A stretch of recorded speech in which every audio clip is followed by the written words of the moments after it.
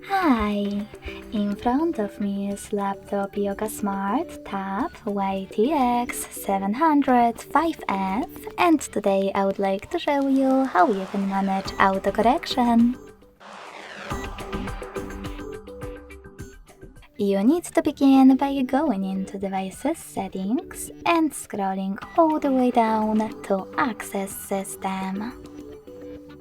Now select Languages and Input, Virtual Keyboard, and Gboard. Following that, click on Text Correction, scroll down just a bit and click on this switcher next to Auto Correction.